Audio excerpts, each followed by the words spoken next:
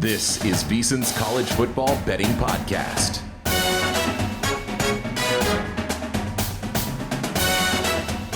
Welcome in another edition of the VSiN College Football Betting Podcast. Week 11 is here alongside Matt Youmans. I am Tim Murray. You can follow Matt on Twitter at MattYoumans247.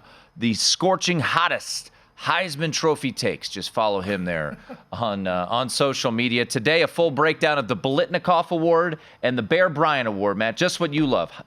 Trophy season in college football. Let's talk more about awards betting. Can we do that? Coach of the Year. Who's going to be Coach of the Year, Tim? That's why I really want to know. Cignetti from James Madison. All right, enough of that. Let's get into it, as we always do, breaking down the card with best bets. Matt, you might need to go to get a massage. You're carrying the podcast. It's been a rough couple of weeks. Let's keep it rolling for you. Let's turn the tides for me. Hey, be careful.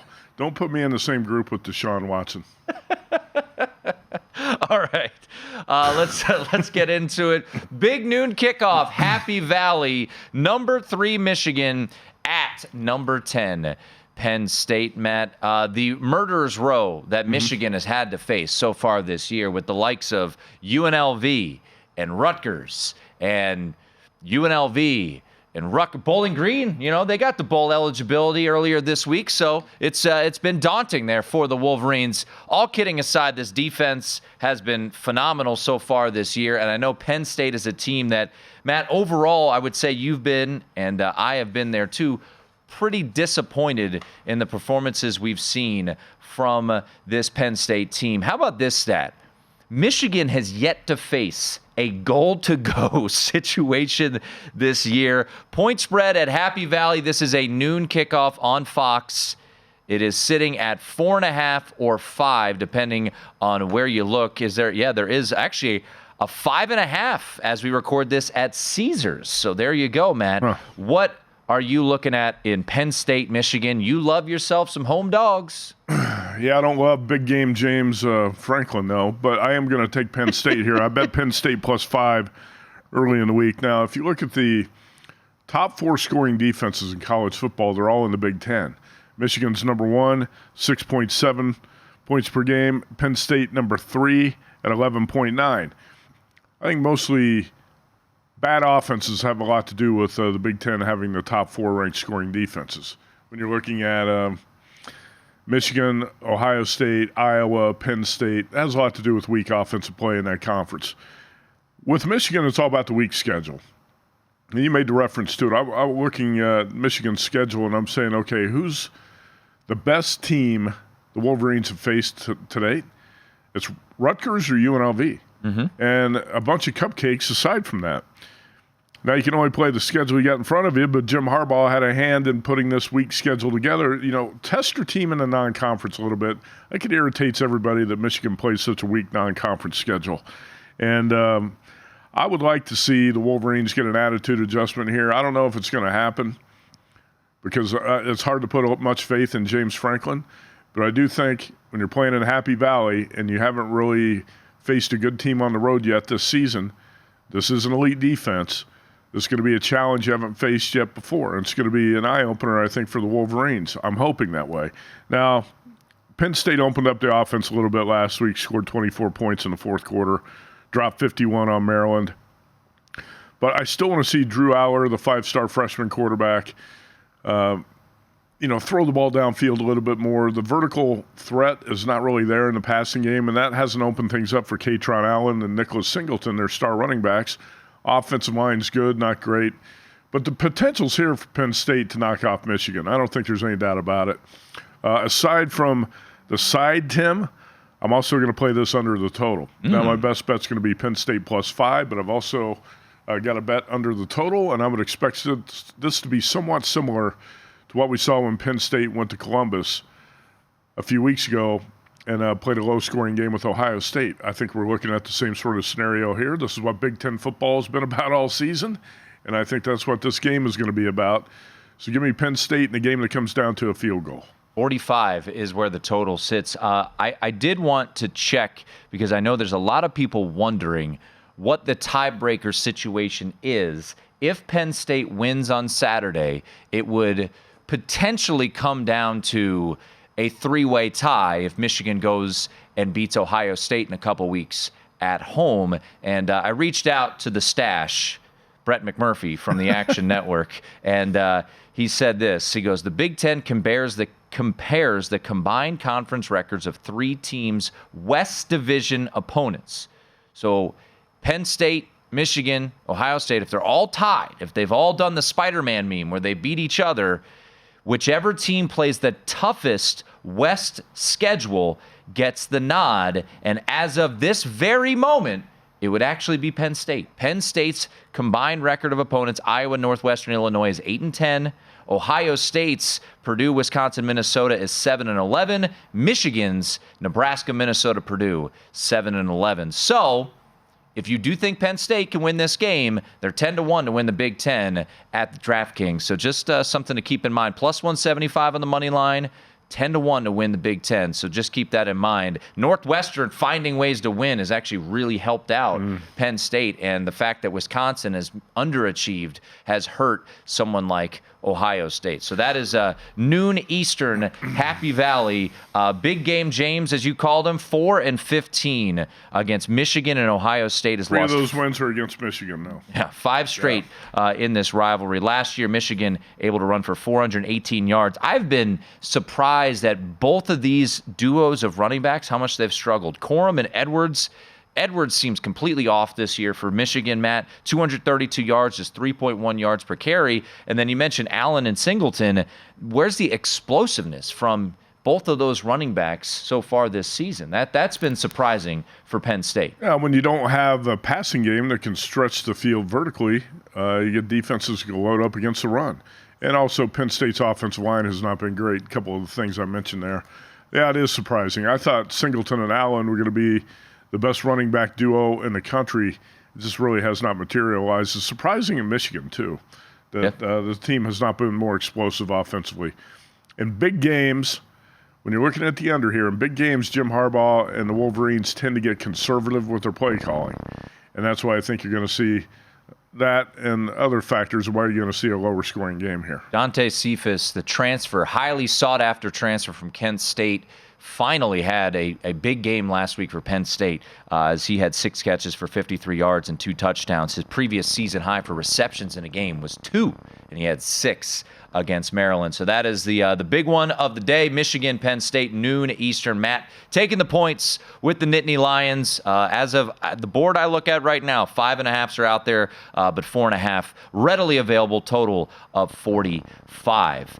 CBS, 3:30 Eastern, Matt. We've got number 13 Tennessee versus number 14 Missouri. And Eli Drinkowitz earlier this week said he was, quote, concerned about the health of Luther Burden, who was listed as questionable. Luther Burden, one of the best wide receivers in the country for this Missouri team. 64 catches, 958 yards, 7 touchdowns. He had 7 catches, 114 yards, and 2 touchdowns in that win over Kansas State earlier this year. In the loss against LSU, 11 for 149, no touchdowns in that one.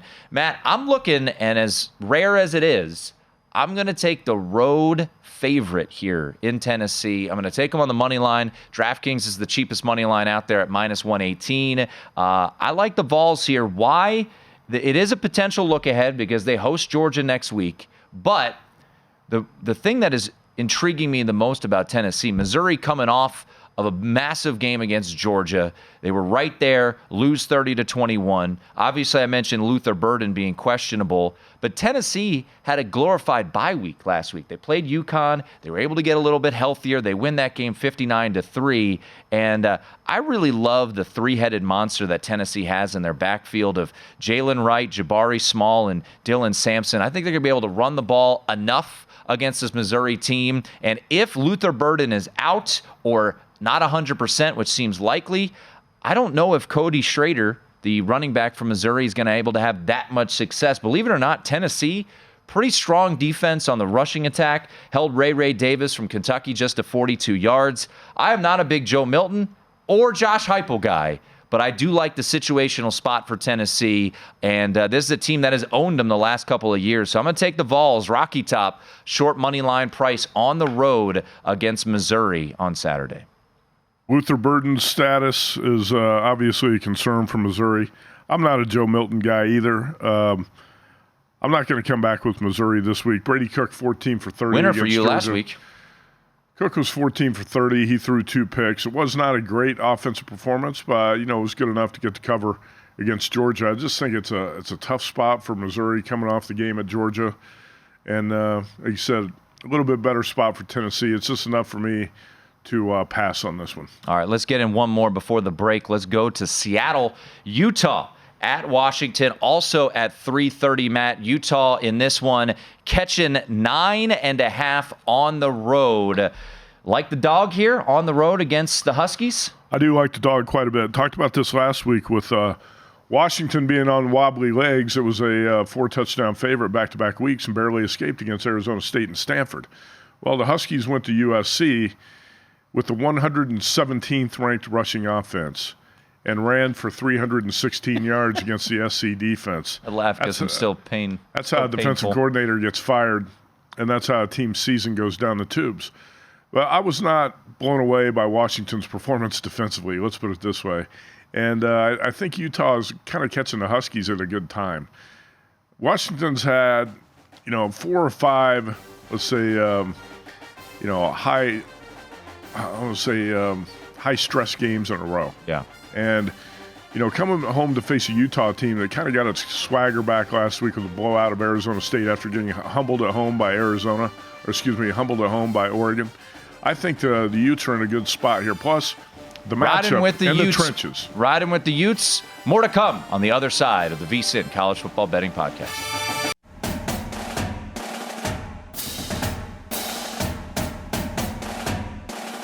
This is VSiN's College Football Betting Podcast.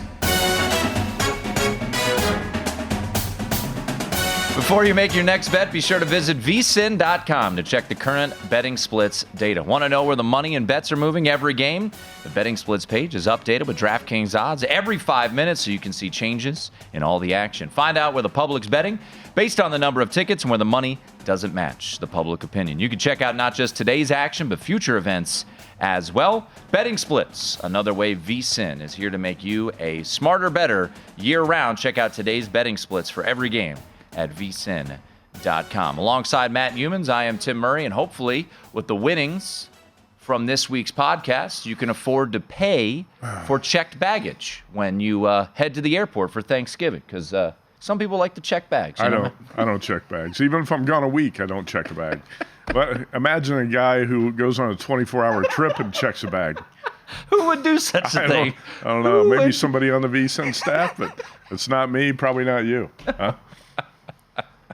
All right, let's put a bow on Utah, Washington. We ran up against the break there. You were at the Coliseum last week. Sadly, our bet of USC did not come home, and we'll mention USC a little bit later on in the show. But just putting a bow on Utah, Washington, 3:30 Eastern on Fox. Once again, you're taking the 9.5 that is out there on the Utes. You know what's interesting, too, is Circa has dropped to 8.5 on this game. DraftKings 8.5, but you still do have some 9.5s out there, so I was hoping to grab 10 with Utah, and that's not going to happen at this point. I talked right into the commercial break, but what I meant to say there was that Utah's a tougher team in the trenches. And I also think that, Kyle Whittingham's team in a matchup like this, in a contrasting styles matchup, should fare well, because Washington's still a little bit more of a finesse team offensively. You've got a physical Utah defense, I think, can kind of control this game a little bit. And the Huskies, you're not going to run for 316 yards against the Utah defense. I think that Oregon and Bo Nix and, that Ducks offense had its way with Utah, but that's going to be the exception, the outlier, and I expect the Utes to go in here and have a great shot to win. Tim, we're getting into November when some strange things happen. Yep. Florida State, Georgia, Washington, some of these teams need to be on upset alert. Well, speaking of that, Georgia, night game between the hedges on ESPN. College Game Day will be there. Number 2, Georgia. That's the college football playoff rankings, not the AP poll, against number 9, Ole Miss. Georgia is laying 11 in this spot. Georgia last week, you went against them. We're victorious with Missouri plus the points. Also between the hedges, Dumas Johnson, the leading tackler for Georgia, out for this game. Looks like a fractured forearm. I'll say this, though. It would be favorite or pass for me. I'm not going to get on this. I thought about Georgia, laying the 11. Ole Miss last week, Matt, their defense could not stop Texas A&M. Texas A&M had 457 yards against them, 30 first downs. Max Johnson, who has struggled a decent amount, was able to throw for over 300 yards. We know how good this offense can be for Ole Miss, but are they going to be able to slow down Georgia enough to stay within the number? It would be favored or pass, but ultimately I am going to pass on this one. Yeah, Lane Kiffin's trying to rally his team and saying, hey, we got nothing to lose. Let's go in there, like we're playing with house money, if you want to phrase it that way. But I think the Ole Miss defense is going to be the biggest problem here for Lane Kiffin. And Carson Beck has been playing a little bit better. I know early in the season he had Dare I say Heisman-esque, Matt? No, I wouldn't say that. Plenty of other candidates for the Heisman. But Georgia got off to such a poor start, was not covering numbers, is now 2-6-1 against the spread. But Carson Beck's been playing better. 21 for 32 last week, 254 yards, 2 TDs, no picks. And, Lad McConkey is just flat out unstoppable. Mm-hmm. I'm just kidding. Okay. Biletnikoff? I don't know. I mean, maybe Biletnikoff worthy. I think that Carson Beck has improved, even without Brock Bowers, believe it or not. He's been playing pretty good without his star tight end. George is just a little bit too good in all areas that, it's tempting to me to take Ole Miss in the points, but I'm not going to tempt fate 2 weeks in a row here and take the dog against Georgia. All right, let's get to a game you do have a bet on. You mentioned Georgia needs to be aware down the stretch here. They've got Ole Miss this week. They get Tennessee next week on the road. Could they get tripped up? Florida State, it seems like it's smooth sailing for the Seminoles in the ACC. They're at home this week, 3:30 Eastern, ABC. They have Miami. Miami, another year of disappointment for the Canes. They just lost to NC State 20-6. We don't know what their quarterback situation is, Matt. All that being said, it's a big number that Florida State is laying. 14.5 at home there. Doak Campbell, what are you looking at in this one? The Florida State receivers, who I think are such an important part of that team, have been banged up as well. Mario Cristobal is one of the biggest buffoons in college football. And I don't like to bet on coaches like this. I thought it was a bad hire when the Hurricanes brought him in. Yeah, he can recruit, but the guy's a horrific game manager and just not that bright. And, it's tough to bet on coaches like that. And Tyler Van Dyke, 11 interceptions this season, been making way too many mistakes. This Miami team's very volatile. Inconsistent, volatile. You don't really know what you're going to get. But I think, Tim, in a rivalry game like this, with Florida State having so much at stake, you can pretty much count on you're going to get the Hurricanes' best. I think you're going to get their A game here. They were humiliated by this team a year ago. Before that, the rivalry was pretty much back and forth, very competitive. Last year, it was lopsided in favor of the Seminoles. I think you get Miami's A game here. I took 14.5 with the Canes. Yeah, 14.5 still out there on this one. So the Canes heading to Doak Campbell. Once what once was a incredible rivalry. Maybe not so much luster there, but hey, the Canes would love nothing more than to knock off their rival in this spot. Speaking of rivalries, Matt, last week in Stillwater, they ripped down the goalposts. Yeah. Last time, we'll see Bedlam for the foreseeable future. You were on the Pokes last week. It was a nice victory for my Texas future because now it looks like Oklahoma is out of the Big 12 chase. Oklahoma State controls their own destiny. That said, Matt, this is the ultimate letdown spot. Now, I thought there was a letdown spot last week in the Big 12. I took the points with Iowa State. Kansas led wire to wire. UCF at home. It has been a rough go of it in year one for the Knights in the Big 12. They have just one conference victory, and that came last week by 2 points against Cincinnati. But I'll say this. This is a UCF team. Of all the teams that entered this conference, I thought they would be the most ready to go. And John Reese Plumlee being back is big.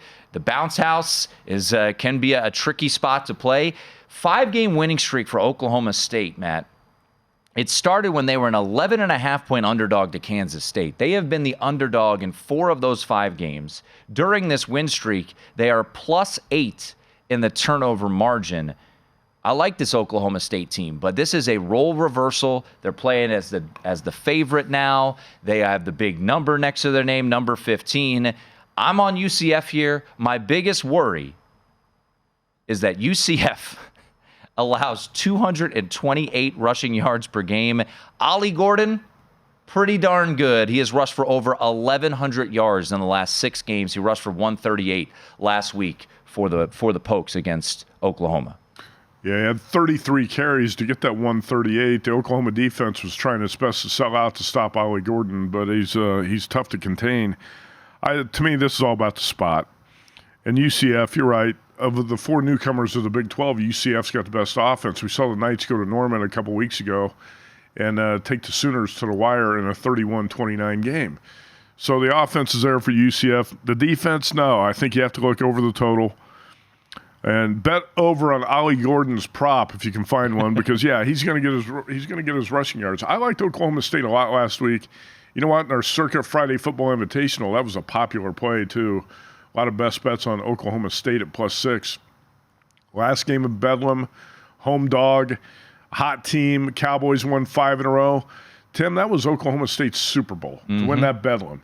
And when you win a game like that, then you have to go on a road as a favorite the next week against a team like UCF. This is a really tricky spot. The Cowboys have earned my respect without a doubt over the past month or so, but this is going to be a really difficult spot to go on the road and cover this number against UCF. Think about it this way. Oklahoma State was catching 11.5 against Kansas State on October 6th. They pulled the upset at home.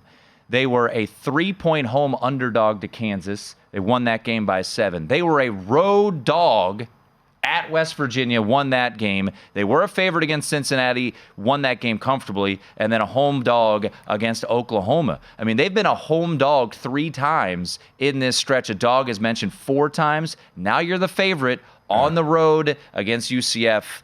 John Reese Plumlee, just don't turn the damn ball over. 3 interceptions a couple weeks ago against West Virginia. That's certainly the worry when it comes to UCF. UCF also 37-6 in its last 43 home games. That doesn't mean a lot, but this team does play well at home, and hopefully that trend continues. The Bounce House. Let's get it rocking on Saturday afternoon. It wouldn't be a college football betting podcast without some late night action, and boy, do we got a lot of it.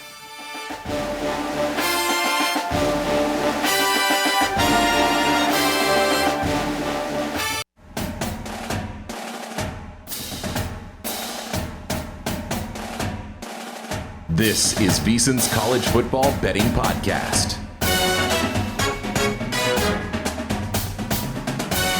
Become a VSiN Pro subscriber today and get a daily email recap all the best bets from our show hosts and guests. You'll get unlimited access to our vsin.com/picks page, sort picks by sport, matchup, event date, and more. You can check the top VSiN experts leaderboard to view betting records, profit and ROI, and see which VSiN expert has the hot hand. For VSiN Pro picks, betting splits, betting guides, plus 24/7 video access, become a VSiN Pro subscriber today. Sign up for just $120. You get everything we do through May 1st. vsin.com/subscribe. Alongside Matt Youmans, I am Tim Murray, breaking down the Week 11 college football slate.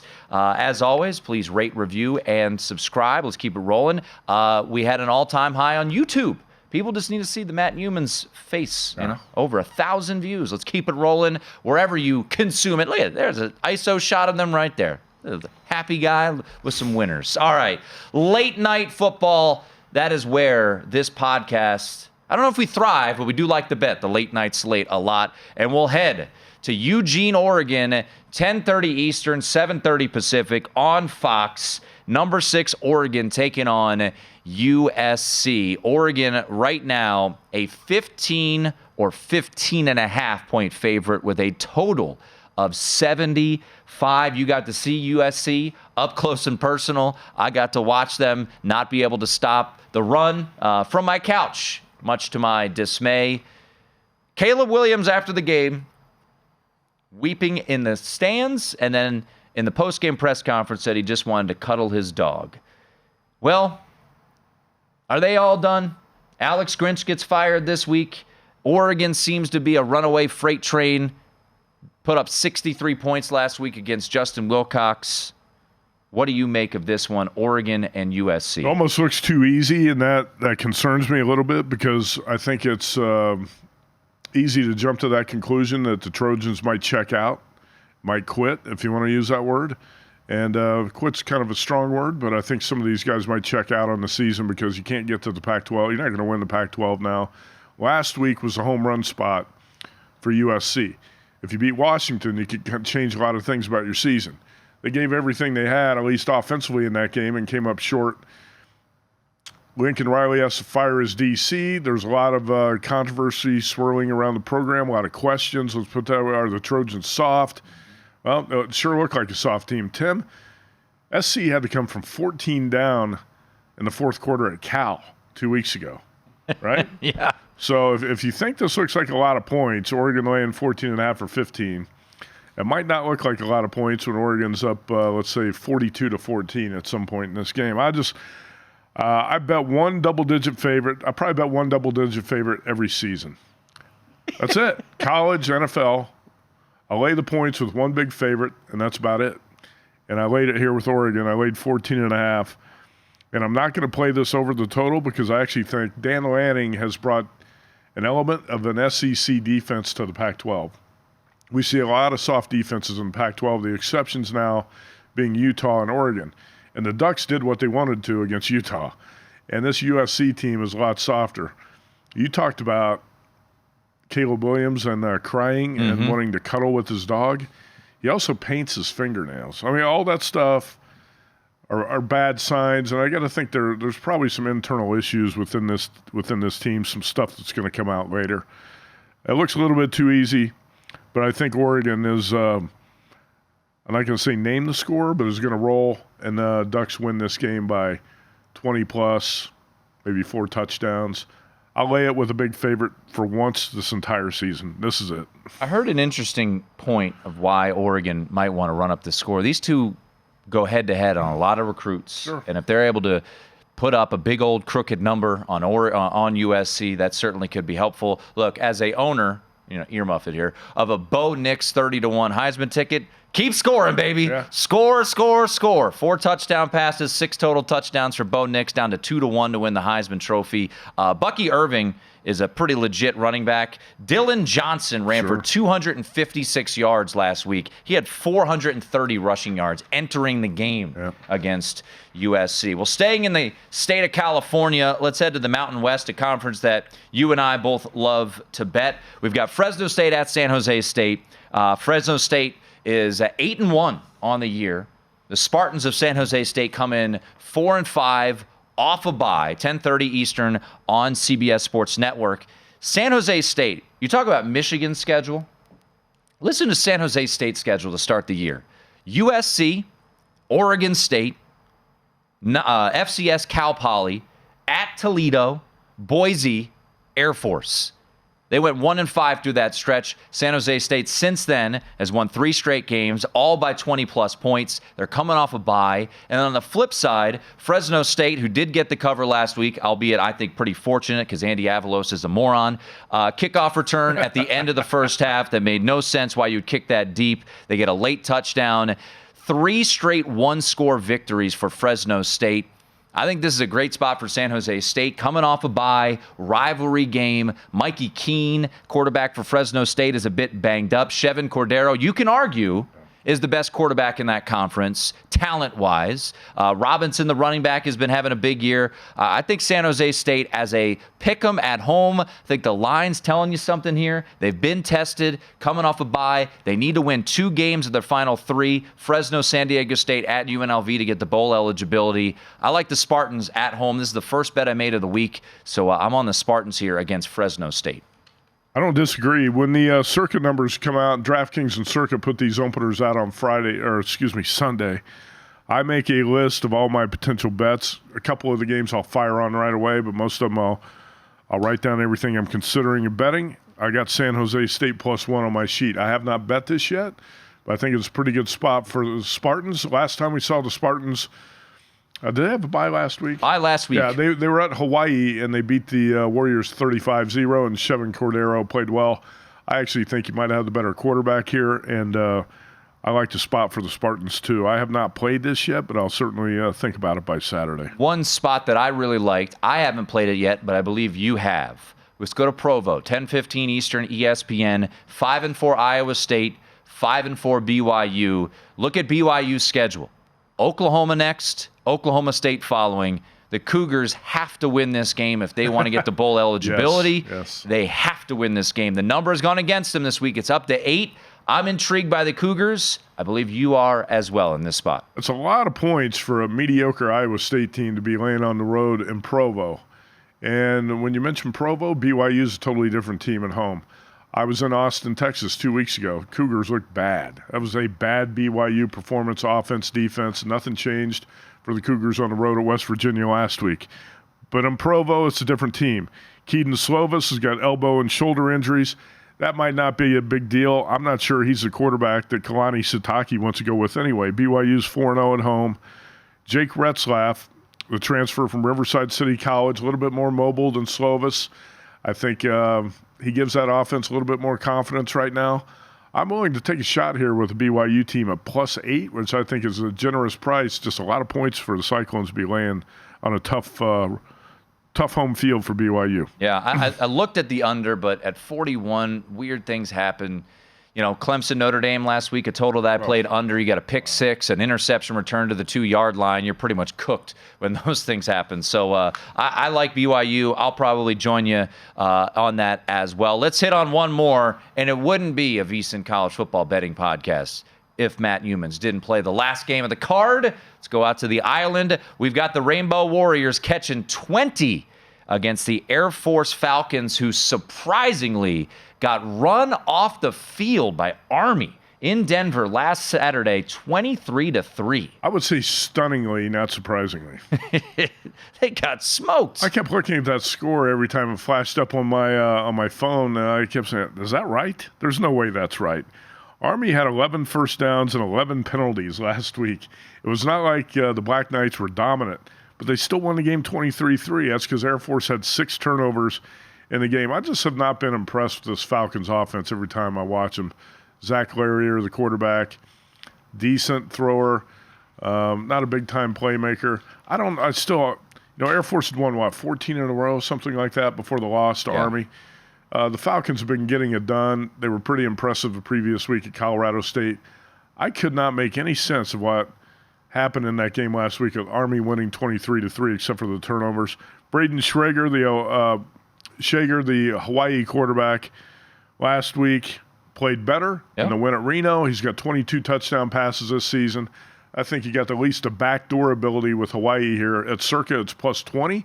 I'm taking 20 with the home dog in Honolulu. All right, Hawaii late night. I don't know what channel it's on, pay-per-view somewhere, but go find it. Hawaii and Air Force. We got some miscellaneous bets. We got an ACC bet, actually 2 of them on the other side. We've got a Big Ten bet, our best bet recap, and also the old leans.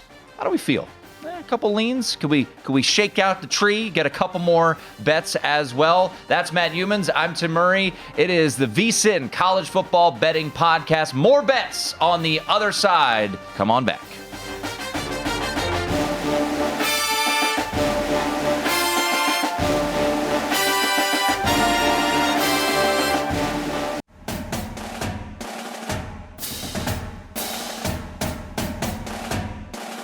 This is VSiN's College Football Betting Podcast. Become a VSiN Pro subscriber today and get a daily email recapping all the best bets from our show hosts and guests. You'll get unlimited access to our vsin.com/picks page, sort picks by sport, matchup, event date, and more. Check the top VSiN experts leaderboard to view betting records, profit and ROI, and see which VSiN expert has the hot hand. For VSiN Pro Picks, betting splits, betting guides, and 24/7 video access, become a VSiN Pro subscriber today. Sign up, get access to everything we do through May 1st for just $120, vsin.com/subscribe. It is the VSiN College Football Betting Podcast. Hit that 5-star review if you're listening with us on iTunes. Let's keep it rolling. That is Matt Youmans. I am Tim Murray. Best bet recap coming up momentarily, but we got a couple more best bets to add to those best bets. I'll throw in one, and let's go to the ACC. Noon kickoff, ACC Network. I can't believe I'm taking another road team. But situationally, I like this spot for Virginia Tech. The Hokies trying to get the bowl eligibility. I do think it matters for a Virginia Tech team, Matt, to get to bowl eligibility year 2 in that regime down there in Blacksburg. And they're coming off of a just absolute whooping at the hands of Louisville, losing 34-3. But Brent Pry and company, I think this is a good spot to back them as they go on the road to take on BC, who, by the way, Jeff Hafley probably saved his job. They've won 5 straight. Why would I be betting against Boston College? Well, they beat Virginia. They won on the road at Army by 3 in the rain. They beat Georgia Tech. They beat UConn by a field goal. And then last week they beat Syracuse, who could do absolutely nothing moving the ball at the Carrier Dome. Thomas Castellanos is actually a pretty intriguing quarterback to watch. Uses his legs a lot, 760 rushing yards. He is their entire offense, Matt, for Boston College. So I'm going to trust in Brent Pry for Virginia Tech. It's at BC, home to NC State, at UVA. They got to win 2 of those 3. I think you get a good buy low spot for the Hokies in what won't be a pretty game. There's no doubt. But I will take Virginia Tech on the small money line price here. Give me the Hokies on the road in Chestnut Hill. Let's go to 3:30, Matt. NBC, Big Ten action. You've got Minnesota visiting West Lafayette, taking on the Boilermakers. And the Boilermakers in this spot, a very short home dog price. Depending on where you look, -1, we're sitting at circa. It's moved to a pick'em, so money's starting to come in on the Boilers. Yeah, I don't know if money's showing up on Purdue or not. I think it's kind of a 50-50 type of game from what I can read across the screen. But Purdue's 2-7, 1 win in the Big Ten. That was a blowout of Illinois. When you're looking at all these ugly games in the Big Ten, Tim, think about who was the best offensive coach in this conference a year ago. Jeff Brom. He left Purdue, and Purdue's offense has gone into a steep decline. Actually, the entire team has. It's been a rebuild situation from Ryan Walters, the new coach. His defense isn't very good. His offense isn't very good. Purdue's had a lot of problems this season. Hudson Card, the transfer quarterback from Texas, turning it over too much. In 9 games, he's got 9 TD passes and 8 picks. But this is one of those sort of get-right spots here against a mediocre, at best, Minnesota team that just got beat at home by Illinois. And I think Purdue's got a chance to kind of get right in this spot. Purdue does have some playmakers offensively, I think a little bit more than Minnesota does. And it's a little bit of a desperation spot for a team with the best, or with the worst record in the Big Ten at this point. So not a big play for me, but I like Purdue and a pick 'em at home. Well, sometimes you got to bet games that are on the CW, Matt, and that's what I'm going to do. Okay. NC State at Wake Forest, 2 o'clock Eastern on the CW.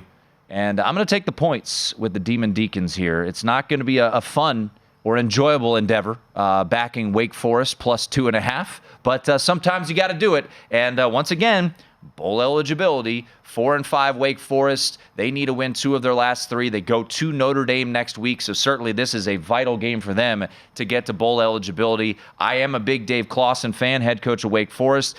They just don't have the horses this year. NC State, on the other hand, Matt, what a weird situation that's unfolding in Raleigh as MJ Morris has decided to redshirt and sit out the final 3 games of the season. Dave Doran didn't seem to really be on board with this decision. He said, quote, "I was surprised by that because he was our starter, and I didn't expect that for our starting player to want to sit back down."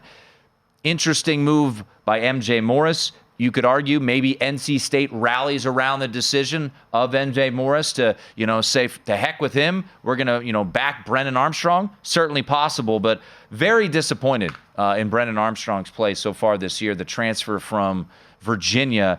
How about this, Matt? The last 2 games that NC State has played, they beat Miami and they beat Clemson. Both pretty impressive victories for NC State.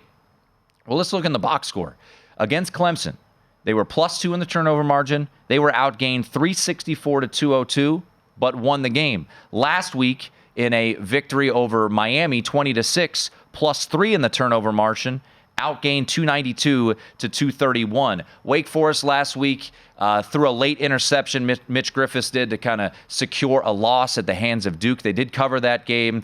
I think Wake gives it their best fight on Saturday at home, and I'll take the 2.5 with the Demon Deeks against NC State. So that is my final best bet of the weekend. Matt, before we get to our best bet recap, real quickly, I just want to throw a couple games and get a feel, because these were a couple games that were left off my card. Georgia Tech catching 14.5 at Clemson. I kind of like the Ramblin' Wreck here. Clemson rallied the troops. The heck with Tyler from Spartanburg, and they beat Notre Dame. Is this a letdown spot for Clemson after kind of putting it all together last week? It could be. I liked Clemson last week, and that was one of my best bets. I thought Clemson was going to rise up in that spot against the Irish, and that's what Dabo's team did. Yeah, it could be a little bit of a flat spot here. Plus, this Georgia Tech team has shown some upside. Beat North Carolina, beat Miami in the crazy fashion that they did. This play, Georgia Tech plus 14.5, was on my long list. It did not make my short list. I don't know if I'm going to play it, but I'd play the dog or pass. One final one. Total of 28. Iowa, Rutgers. Rutgers catching a point. I'm kind of tempted by the Scarlet Knights, but every time I try to doubt Iowa, they find a way to win 6-3. Or 10-7. Yeah, or 10-7. Which was the score last against week. Northwestern, yeah. Oh, my gosh. That was only the 7th highest scoring game at Wrigley Field all year. The Cubs played the 6 highest scoring games, and Iowa Northwestern played the 7th. Can't make these things up. You know what? It's so tempting to play over 28 here just because you could get a couple scores from the defense, or the defense can set up a couple short fields and scores. At 28, man, I'm so tempted to play over the total in Rutgers, Iowa. But then you could be sitting there in the middle of the second quarter and 0-0, and you say, am I an idiot? Or what was I thinking? So I haven't decided if I'm going to play this one yet or not. I can't wait for Iowa to win 2-0 under, and they still find a way to cover. All right, Matt, big week for you last week. Carried the podcast 6-2, 13-6 over the last 2 weeks. You've given out 8 plays. Let's recap them here. All right, let's go with the Miami Hurricanes. I don't like the coach, but I like the situation here for the Canes, plus 14.5 against Florida State. I'm expecting a highly competitive game.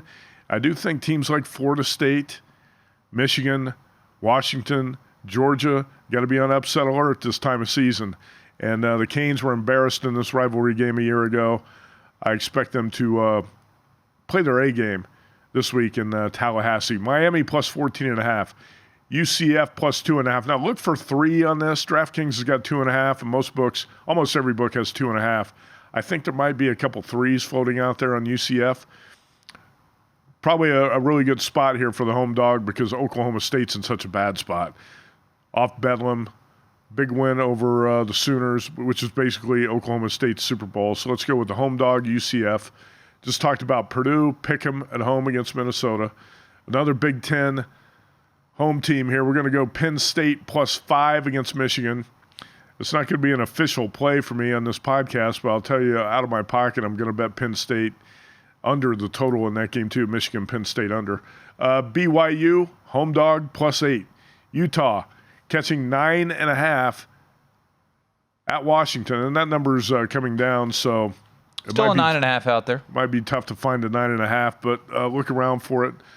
I don't think 10's going to be out there by game time. Oregon minus 15, the biggest favorite I've played the entire season, and probably the last time I'll play a double-digit favorite all year. But we're going to lay it with USC, and also I'm going to take a big home dog to finish it off here. Honolulu, late Saturday night, Hawaii plus 20 against Air Force. All right, run through mine real quickly. UCF plus 2.5. Wake Forest plus 2.5. San Jose State, that's now down to a pick'em. All 3 home teams. And then road chalk. Gross, but I'm doing it. Good spot for the Hokies against Boston College, money line. And then Tennessee off of their glorified bye week against UConn. Give me the Vols. Rocky Top, baby. For Matt Youmans, I'm Tim Murray. This has been the VSiN College Football Betting Podcast.